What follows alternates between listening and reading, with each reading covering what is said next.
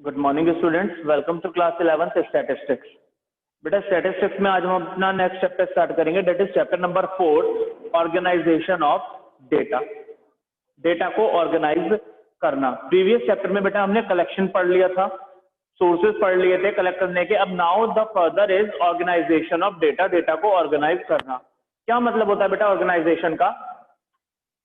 Organisation of data means arrangement of figures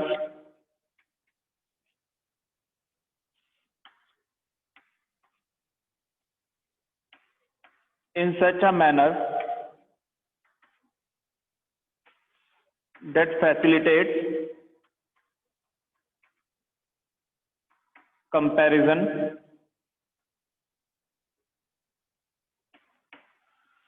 and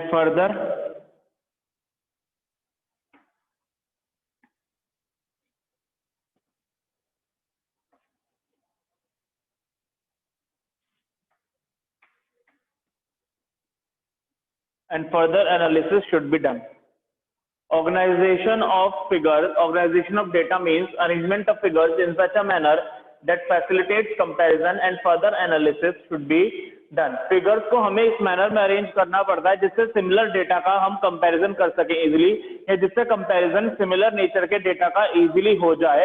and further analysis should be done, और हम आगे उससे further analysis यानी अपने एंड रिजल्ट तक भी पहुंच सकें। तो ऑर्गेनाइजेशन का मतलब ये है बेटा हमारा डेटा को ऐसे मैनर में अरेंज करना, फिगर्स को ऐसे मैनर में अरेंज करना जिससे हम उनको इजीली कंपेयर कर सकें और आगे फर्दर एंड रिजल्ट तक पहुंच सकें। The next is classification.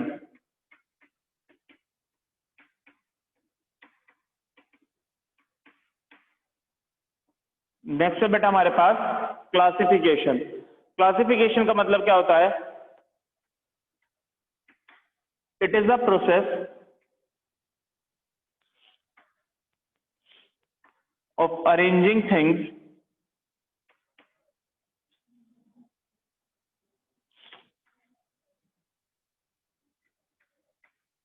in groups or classes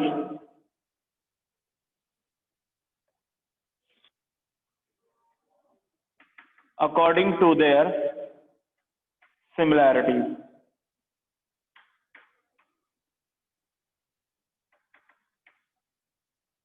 It is a process of arranging things in groups or classes according to their similarities. Data यानी फिगर्स जो होती है हमारी, तो उनको उनकी सिमिलैरिटीज के बेसिस पर, उनको उनके मिलते जुलते रिजेम्बलेंस के बेसिस पर हमें क्या करना होता है? ग्रुप्स और क्लासेस में अरेंज कर देना होता है। मतलब जिनकी सिमिलैरिटीज एक जैसे, जो एक जैसे नेचर के होते हैं उन्हें एक जगह रख दो, जो अलग नेचर के उन्हें अलग रख दो। Means according to their similarities, उनकी सिमिलैरिटीज के बेसिस पर, उनके रिजेम्बलेंस के बेसिस पर हमें उन्हें क्लासेस के अकॉर्डिंग डिवाइड कर देना है। एक क्लास में वो हो जाएंगे जिनकी कैरेक्टरिस्टिक्स एक जैसी है, दूसरी क्लास में वो हो जाएंगे जिनकी कैरेक्टरिस्टिक्स एक जैसी है, और थर्ड क्लास में वो आ जाएंगे जिनकी कैरेक्टरिस्टिक्स एक जैसी हैं। तो उनकी कैरेक्टरिस्टिक्स के बेसिस पर, उनकी सिमिलैरिटीज के बेसिस पर हमें उन्हें डिवाइड कर देना है इन बिटवीन डिफरेंट क्लासेस और in between different groups.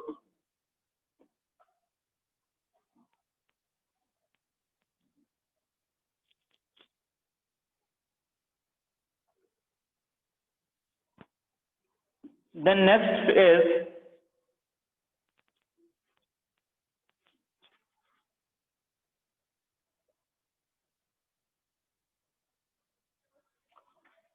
objective of classification।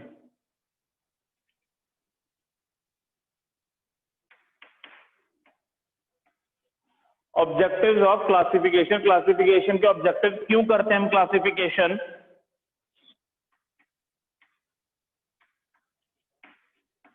जिससे हमारा डेटा ब्रीफ यानी शॉर्ट और सिंपल हो जाए।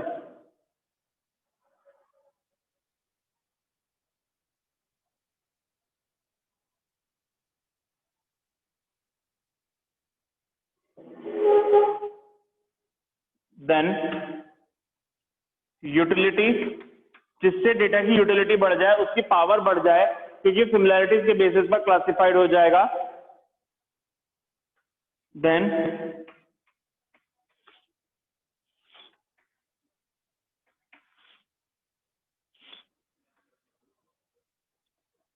distinctiveness, classification provides differences among the data more distinctly. Classification की वजह से क्या होगा बेटा, जो हमारा डेटा होगा वो डिफरेंसेस क्रिएट कर देगा। क्लासिफाई करने से तो हमें पता चल जाएगा, अगर हमने 1, 2, 3 क्लास बनाई है कि अलग अलग क्लासेस में अलग अलग नेचर का डेटा होगा। That brings differences among them. Then कंपैरेटिबिलिटी,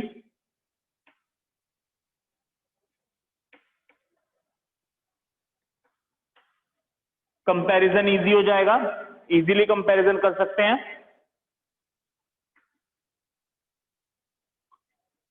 and it also attractive, और अट्रैक्टिव भी लगेगा क्लासिफिकेशन होने के बाद, क्योंकि अब सब कुछ भी क्योस नहीं होगा, सारी डेटा या सारी इंफॉर्मेशन एक जगह मिक्सअप नहीं होंगी, वो अपने अपने रिजेंबलेंस के अकॉर्डिंग, अपनी अपनी सिमिलरिटीज के अकॉर्डिंग रिफ्लेक्ट हो रही होंगी, तो वो अट्रैक्टिव भी शो होगा।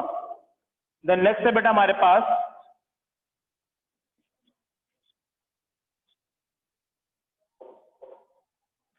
Characteristics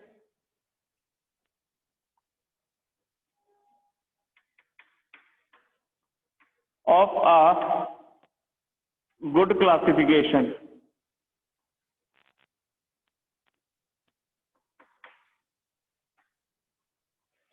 characteristics of a good classification, एक अच्छा क्लासिफिकेशन की क्या कैरेक्टरिस्टिक्स, क्या फीचर्स होते हैं? First is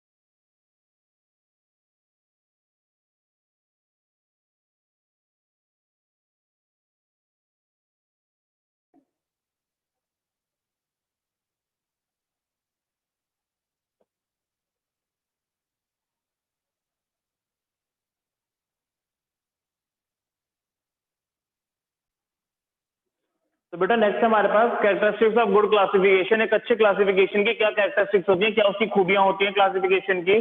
first is कॉम्प्रिहेंसिवनेस, comprehensive होना चाहिए हमारा डेटा का classification, that each and every item of the data should be into some group और class, no item should be left out. Comprehensiveness उसके अंदर होनी चाहिए कि जब हम डेटा को डिवाइड करते हैं तो उसकी क्लासेस बनाते हैं, तो हर एक डेटा हमारा या हर एक फिगर हमारी किसी ना किसी क्लास में, किसी ना किसी ग्रुप में अरेंज हो जानी चाहिए। कोई भी आइटम या कोई भी फिगर हमारी ऐसी नहीं बचनी चाहिए जिसके पास किसी तरह की कोई क्लास या कोई ग्रुप ना हो। देन क्लैरिटी, क्लासेस ऐसे अरेंज होनी चाहिए, ग्रुप ऐसे अरेंज होने चाहिए, क्लासिफिकेशन इस तरह से होना चाहिए कि डेटा हमारा क्लियरली शो हो, किसी तरह का कोई कंफ्यूजन ना रह जाए। होमोजेनिटी, जब आप क्लासेस बनाएंगे या ग्रुप्स बनाएंगे तो आप सिमिलर नेचर के ट्रांजैक्शंस को या सिमिलर नेचर के आइटम्स को या डेटा को एक जगह डालेंगे तो सिमिलैरिटी जरूर होनी चाहिए। वो आइटम्स जो एक क्लास में हैं वो आइटम्स जो एक ग्रुप में है या जो फिगर्स वो ग्रुप और क्लासेस में है, वो उनके बीच में कुछ ना कुछ होमोजीनियस यानी सिमिलैरिटीज रिजेम्बलेंसेस होनी जरूरी है।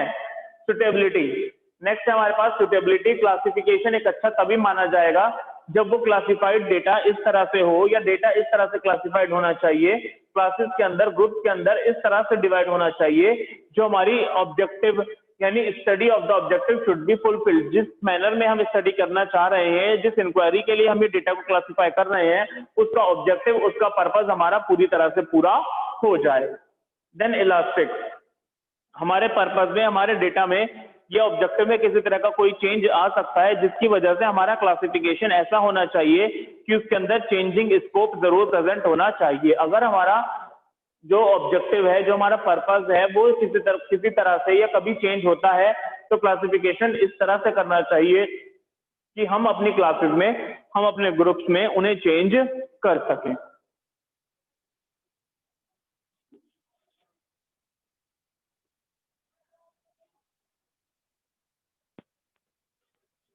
देन नेक्स्ट है बेटा basis of classification.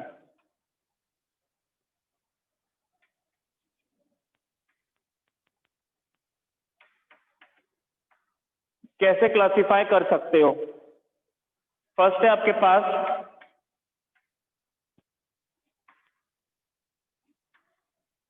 Geographical. Geographical classification कर सकते हो। This classification is based on the locational differences of the data. Location wise, area wise हम क्लासिफिकेशन कर सकते हैं। सपोज एक एरिया है पंजाब, पंजाब का क्लासिफिकेशन एक जगह, पंजाब की हमने एक हेड बना दिया, सारे डेटा पंजाब का एक जगह आ जाएगा, उत्तर प्रदेश का एक जगह आ जाएगा, दिल्ली का एक जगह आ जाएगा। That is geographical classification.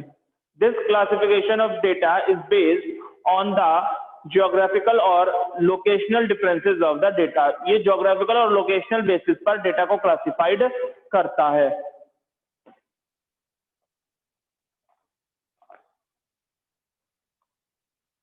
Then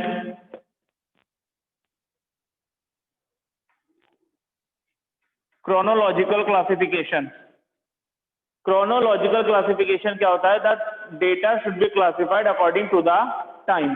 या when the data is classified on the basis of the time, time period के बेसिस पर जब हम डेटा को क्लासिफाइड करते हैं, that is chronological classification. Suppose 2015 का डेटा एक जगह, 2016 का एक जगह, 2017, 18, 19, 20 ऐसे डेटा अलग अलग पहुंचता जाए according to the year, according to the time. That is known as chronological classification. Third is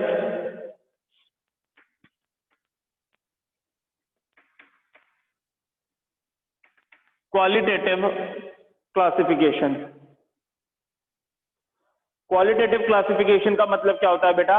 when the data is classified according to the qualities, when the data is classified according to the attributes of the data. Data के attributes के basis पर या उसकी qualities के basis पर जब हम उसे क्लासिफाइड कर देते हैं। सच एज हम कैसे कर सकते हैं बेटा डेटा को क्लासिफाइड? ऑक्यूपेशन के बेसिस पर हमने डिवाइड कर दिया, रिलीजन के बेसिस पर डिवाइड कर दिया, या intelligence level of the population के बेसिस पर हमने डिवाइड कर दिया। मतलब उस डेटा की क्वालिटी क्या है, किस बेसिस पर हम उसे डिवाइड कर रहे हैं, that is qualitative classification. Then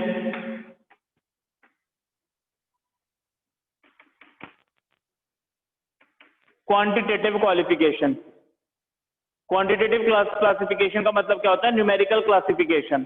जब न्यूमेरिकली आप क्लासिफाई कर देते हो, classification is done on the basis of numerical values of the fact. Facts यानी इंफॉर्मेशन, इंफॉर्मेशन की न्यूमेरिकल वैल्यूज के बेसिस पर हम जब उन्हें क्लासिफाइड कर दें, जैसे such as wages, wages of the firm या wages of the employees, employees के वेजेस के बेसिस पर क्लासिफाइड कर दें, profits of the firm, firm का प्रॉफिट क्लासिफाइड कर दें, है ना? तो नंबर्स के बेसिस पर such as 1 to 1 lakh, 1 lakh to 10 lakh, 10 lakh to 20 lakh। तो ऐसे जो हम क्लासिफाइड कर दें classes, that is quantitative classification. Quantitative classification is also called as classification by variables. इसे बेटा हम ये और कहते हैं क्लासिफिकेशन बाय वेरिएबल्स का दूसरा नाम है क्लासिफिकेशन बाय वेरिएबल्स। वेरिएबल्स के बेसिस पे जब हम क्लासिफाई करते हैं, यानी नंबर्स के बेसिस पर जब हम क्लासिफाई करते हैं तो उसे हमने नाम दे दिया क्लासिफिकेशन बाय वेरिएबल्स। तो जो बेटा हमारा क्लासिफिकेशन है ये 4 तरह का हो गया है। Geographical classification when the classification is done locationally, chronological classification when the classification is done on the basis of time, qualitative classification when the classification is done on the basis of qualities, attributes, or quantitative classification when the classification is done on the basis of the numerical figures या numerical facts। then next है हमारे पास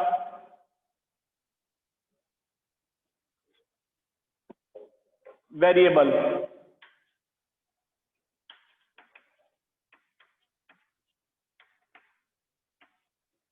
The next concept is variable. What is a variable? A characteristic variable is a characteristic or a phenomena which is capable of being measured and changes its value over time is called a variable।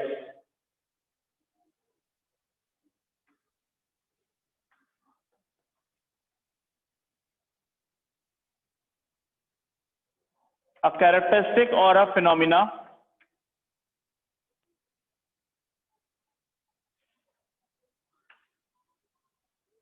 which is capable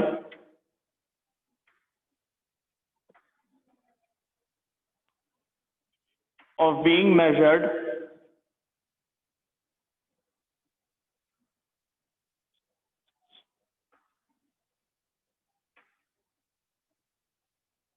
and changes its value over time is called as a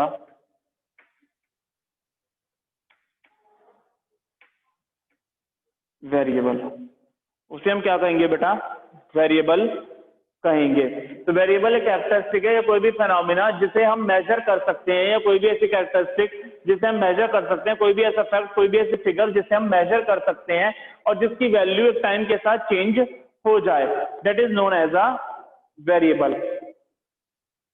So a variable refers to the quantity which is subject to change and which can be measured by some unit। Variable क्या है बेटा? Quantity है जो change हो जाती है या जिसकी कुछ ना कुछ यूनिट होती है, मेजर उसे हम कर सकते हैं, that is known as variable.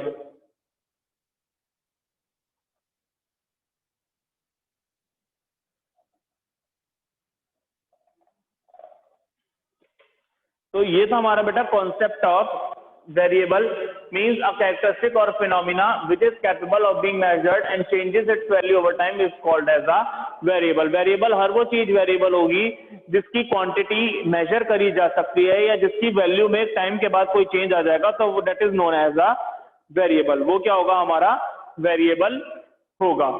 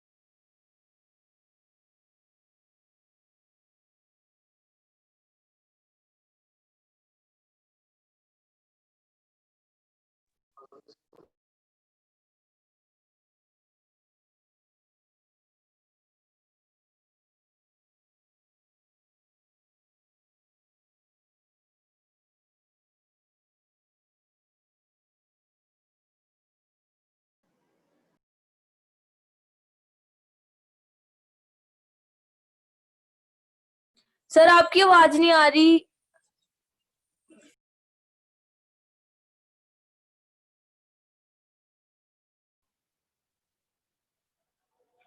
Next concept है बेटा हमारे पास वेरिएबल का। वेरिएबल जो है हमारा बेटा दो पार्ट में डिवाइड हो जाएगा, डिस्क्रीट वेरिएबल और कॉन्टिन्यूअस वेरिएबल।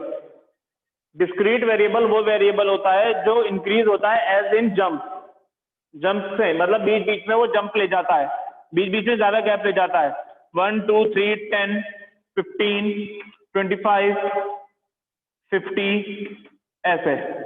तो that is known as discrete variable. So discrete variable are those variable that increase in jumps or in complete numbers.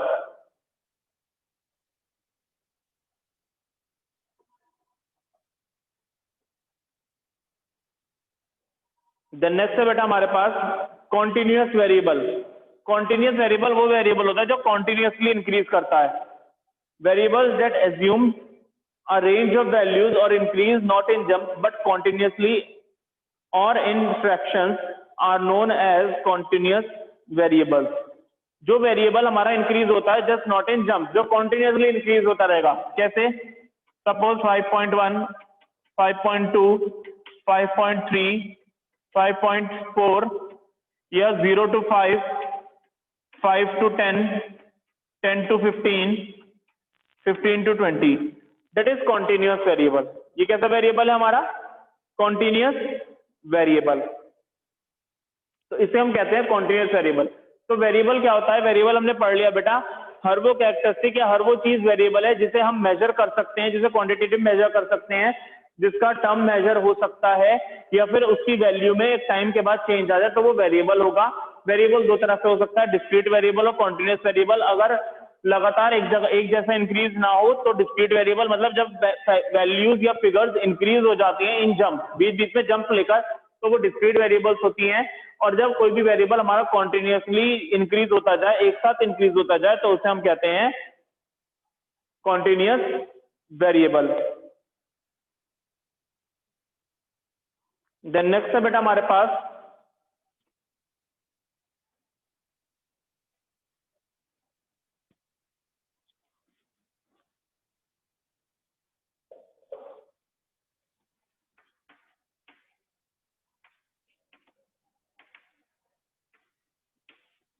Raw data.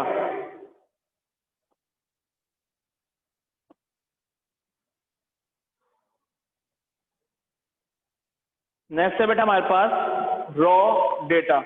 Raw data का मतलब क्या है? A mass of data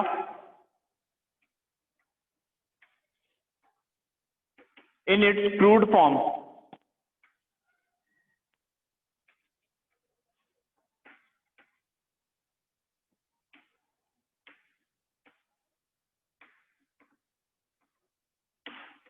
is known as raw data.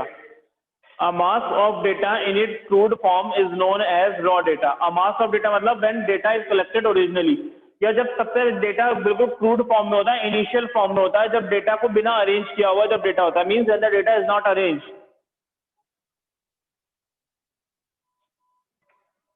या unorganized mass data.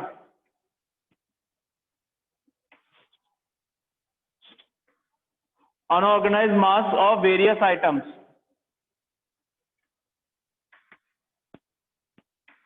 means when the items are not in organized form.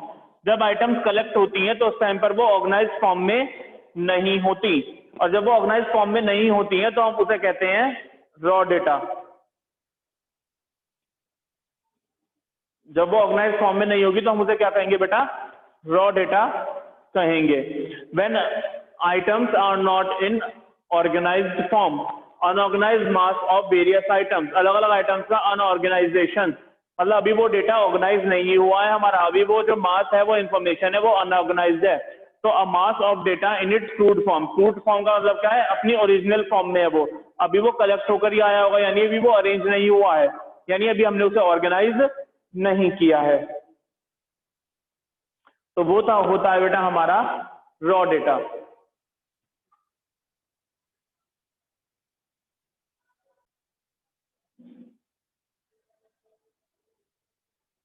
So students, that's all for today. Thank you. Have a nice day.